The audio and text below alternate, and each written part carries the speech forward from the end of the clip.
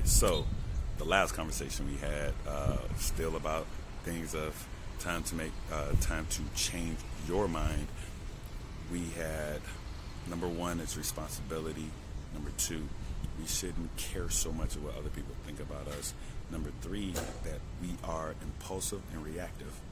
And this next lesson in this conversation is basically we are lazy and tired. Don't get it. A lot of people are going to probably hit me up already talking about, I'm not lazy. I do this, I do that, I do that. It's not about that. Just listen to what I'm going to say first before we work it out.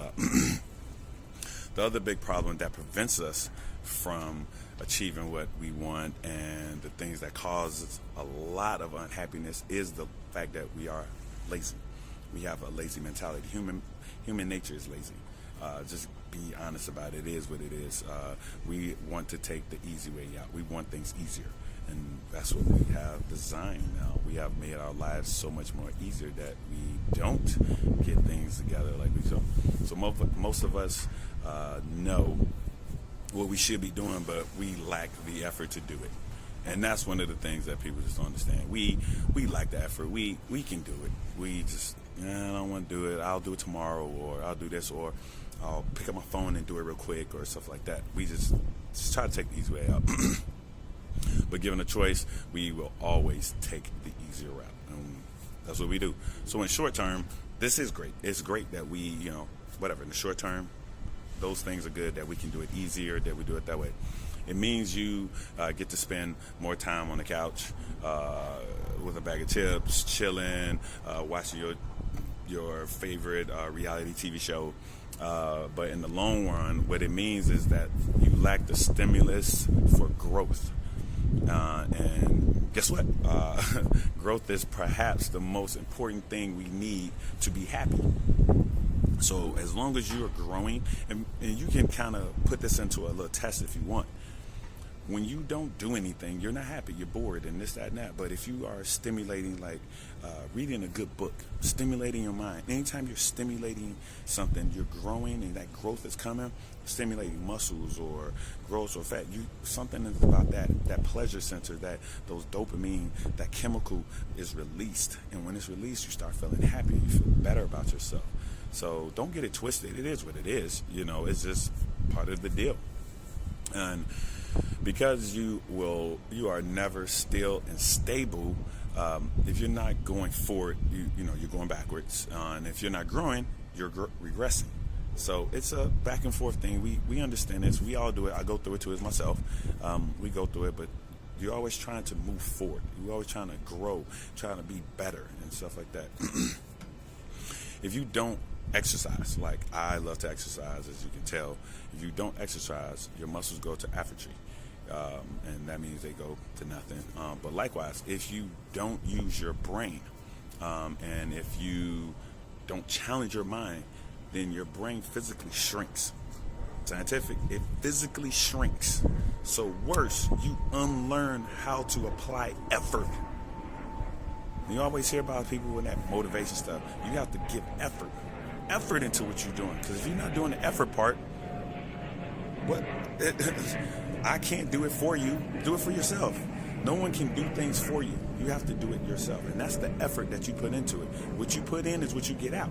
And you probably heard those terms many times. But if you don't put nothing in, you can't expect nothing out. So if you put the effort into it, you put 100% in, you get 100% out. If you put 50% in, most people want to get 100% out, that's not possible. Being part of this is not laziness. Part of this is stress and tiredness. Because the problem is that we typically lead such busy, stressful, and fast-paced lives, and some of us can't deal with all that at the same time anyway, that we simply have no energy left at the end of the day to do anything about it. So we basically go into a situation of, I'm too tired to do it, and this, that, and that. And sometimes we account our tiredness to laziness, which is not true. It's just that we're just burnt out. And a lot of people who have been burnt out, they will understand this. When you're burnt out, you just don't have energy for stuff. And it's not any surprise. Most of us commute into work 30, maybe an hour and a half to work on a train, bus, sitting in traffic. We fight our way through that busy street into the office, and then we go into our office in this cramped, stuffy room, probably no windows, or you're probably in a cubicle, and you're just like, oh, this sucks. And then now you're getting shouted at, your clients that you deal with, unhappy customers. You know, you're going through all this every day, and then we have to work on these crazy deadlines and to get things taken care of. We stay at work late. We're doing this and that. You're not eating properly, and then we make the precise same commute back home through that 30 to 90 minutes of traffic, going back unhappy, train, bus. We're going through all this stuff all the time. And then you add on malnutrition because you probably didn't eat properly there at work because you're too busy to eat. On top of all that, and now you got the lights that mess with you, the halogen lights that, you know, if your halogen lights on you too long, it messes with your eyes, it strains your eyes. And then you got the loud noises from around the neighborhood and the loud noises throughout the day and stuff like that. And then you got air pollution. Then you have all these things that upset the body and cause physiological stress to you. This puts us into a fight or flight state, and the body simply can't just tell the difference. So in essence, all it does is exhaust you to a point that you are done. You are like, I can't do this anymore, I'm tired. And this what makes us choose fast foods in the cupboard.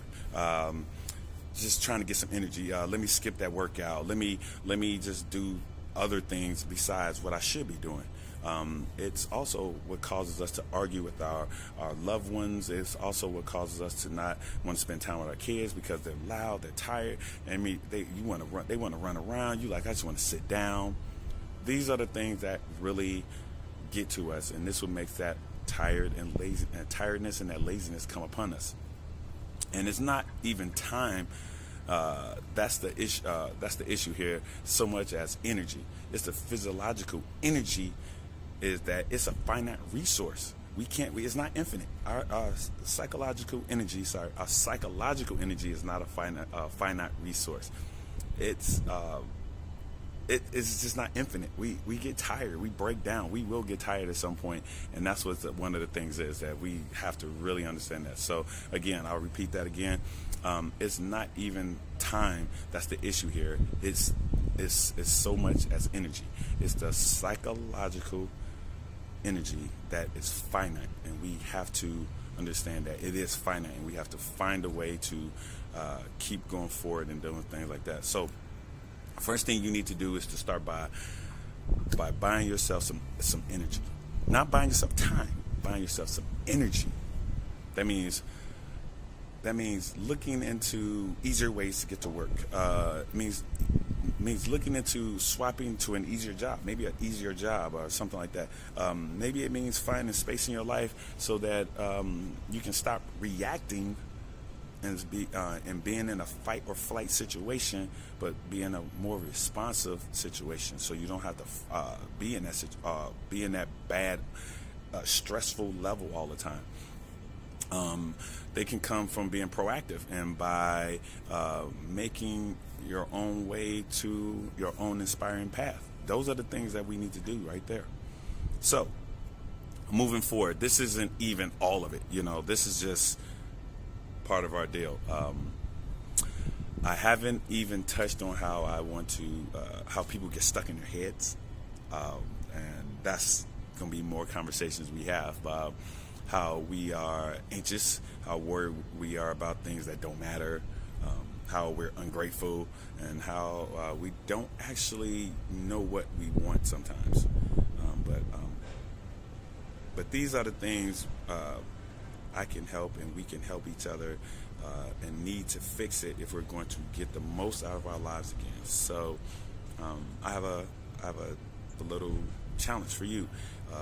This is where it all starts. It starts in your mind. So I want to ask you a question. Are you ready?